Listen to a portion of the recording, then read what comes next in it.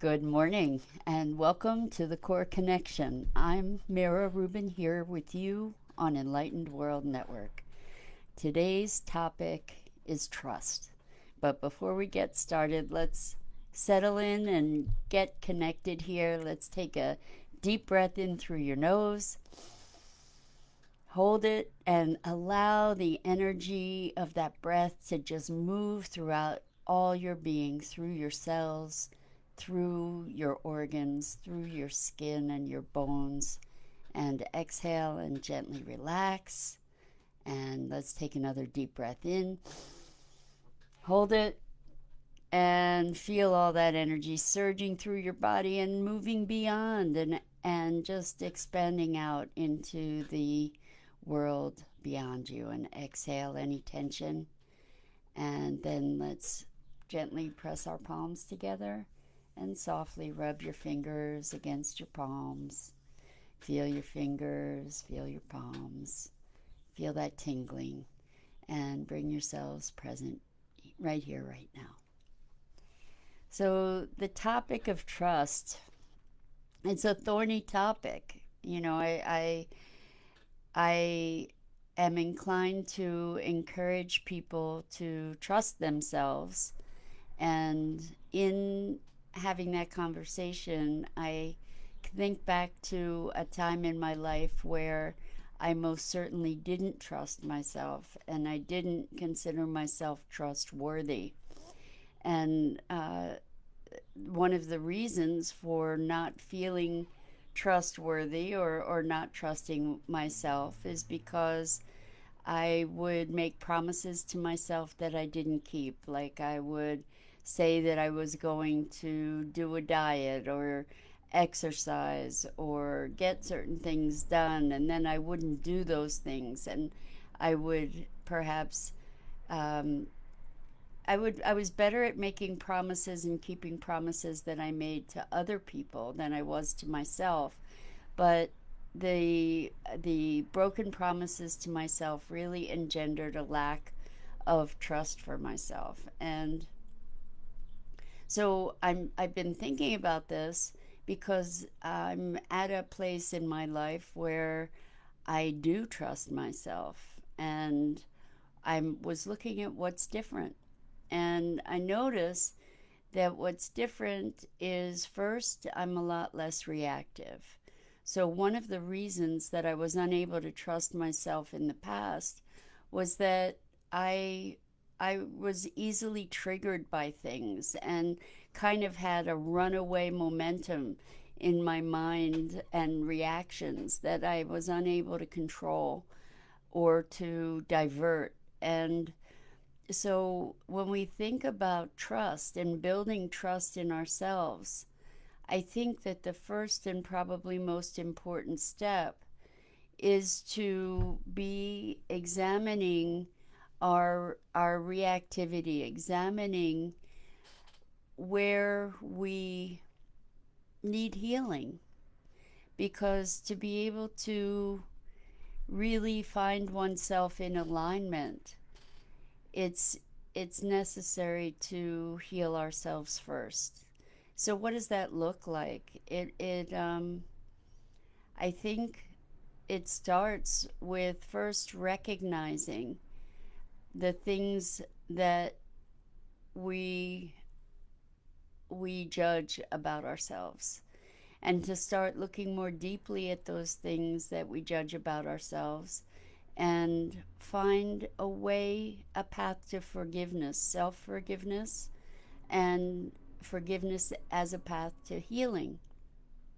So, recognizing that certain patterns that we may have that are destructive, even, may have originated, most likely originated, with an intention for survival or protection or self care in oftentimes a backward way. So, for example, um, I actually used to have a borderline eating disorder where I would eat to numb myself and also to comfort myself all at the same time. Good morning, Sally. So glad you're here. I'm talking about trust and self-trust and coming into alignment with ourselves. So I was talking about having had this compulsion, eating compulsion, and what eating in that context did for me was it gave me a way to comfort myself, to numb myself. And initially that was the intention, and then it became something that I was subject to and that I couldn't control, and feeling that I couldn't control that made me feel a greater lack of trust for myself. And Jennifer Reeser, good morning. Great to see you here. She says, we need to put the oxygen mask on ourselves first. Well, yeah, because until we trust ourselves, we don't have the capability to trust life or to trust the universe, so to speak, or to trust others. And so I think that there's such foment right now, so much going on. Good morning, Dido. Welcome. So glad you're here. Um, there's so much going on that requires our discernment. And so I want to, as I was trying to unpack the notion of discernment, what came up was trust. So that's why I'm talking about this. So, in looking back at this compulsive eating that I did in my past quite a long time ago, as I allowed myself to be present to my wounds and to move through those wounds with help in many cases, through trainings or counseling. But as it's very hot here, it's like 90 degrees. Um, so as I allowed myself to move through my wounds, my behavior shifted. As I allowed myself to feel my feelings, to know what was going on inside me, to allow myself to move beyond the stories of victimhood that I was carrying, uh, I was able to be in greater alignment with myself, and that cultivated more trust. So Sally says, yes, I've been there. Once I gained better control of myself and my emotions, I dropped 77 pounds. Beautiful, Sally. That's huge. And so, yes, as we come into greater alignment and also greater compassion for ourselves, then we have a greater ability to trust ourselves.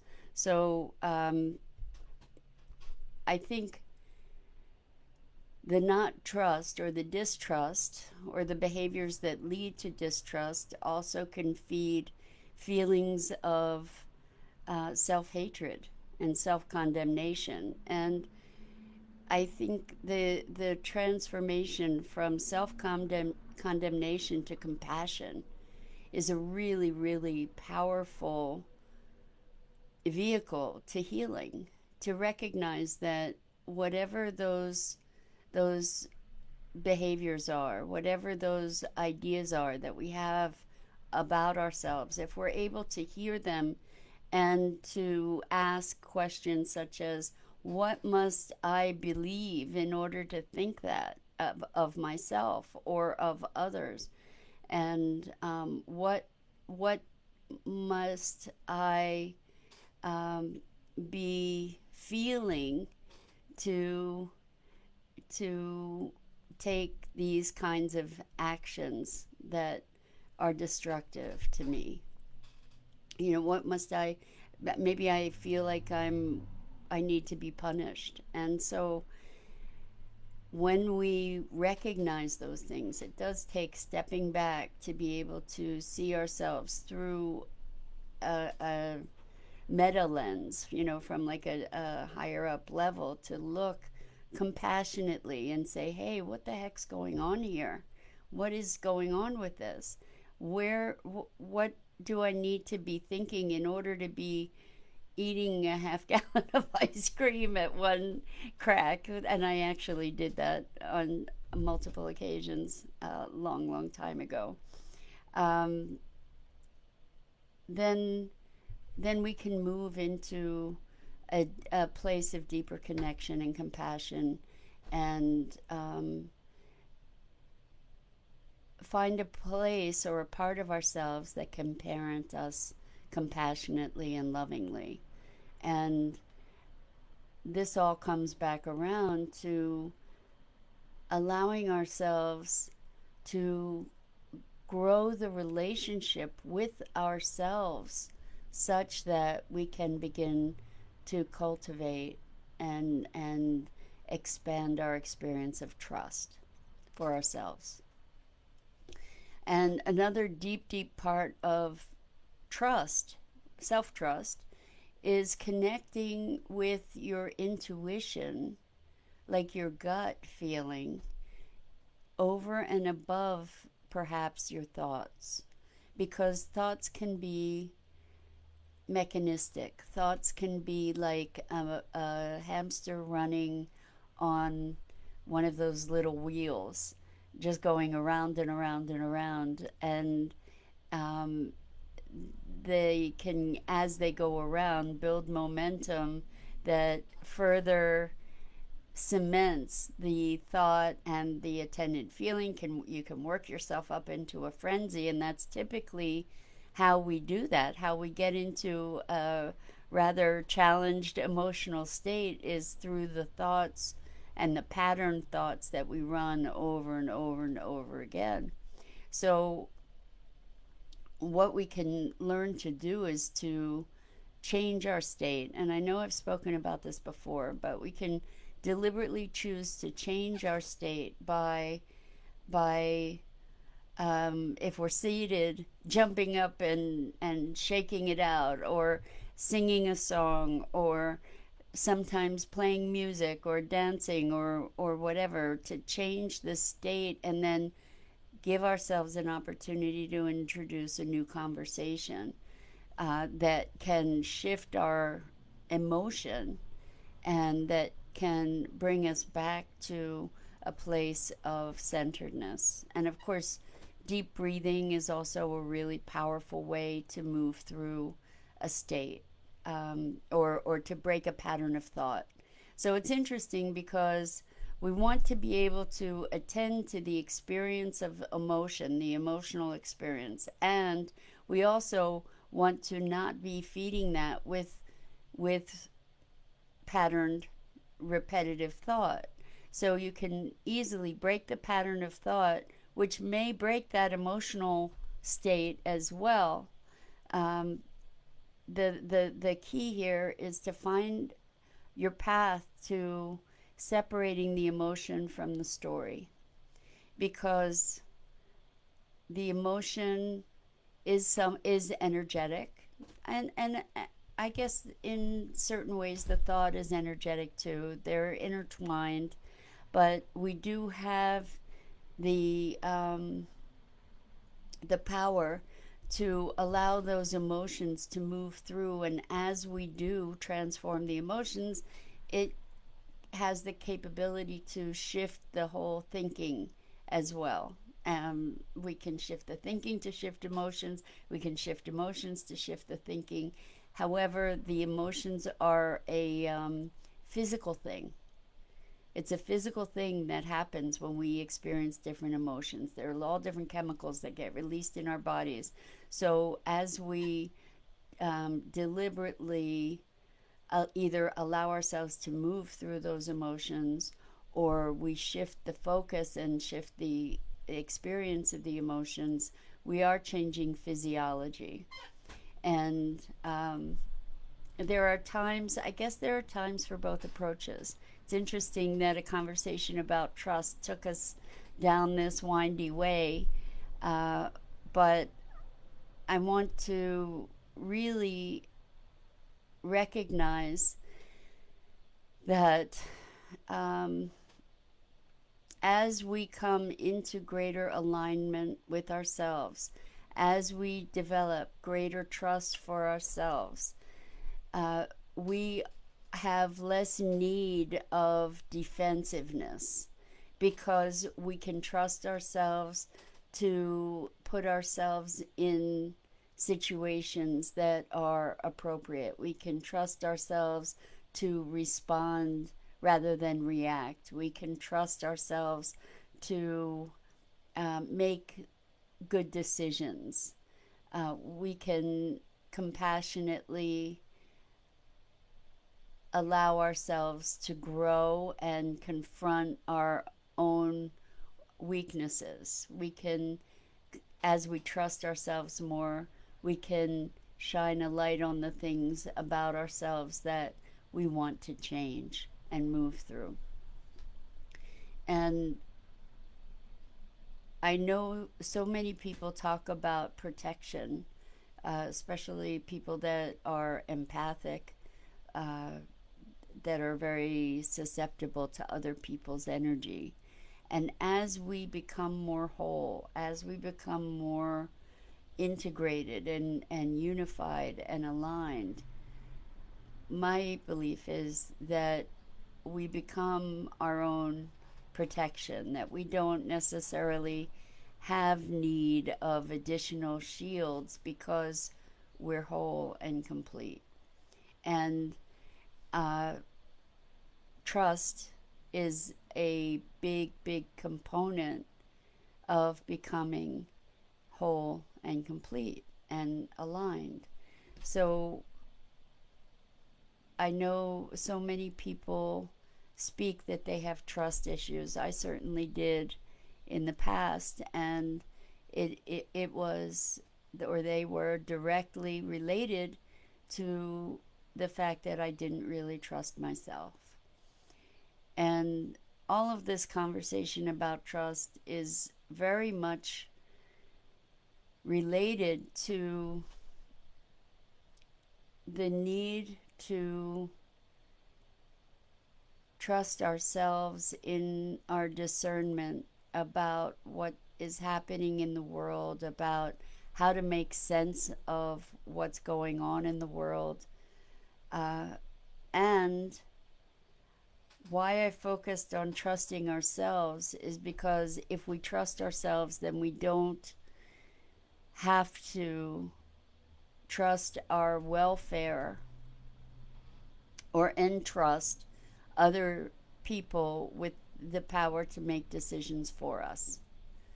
So we can be discerning about the people that we choose to trust.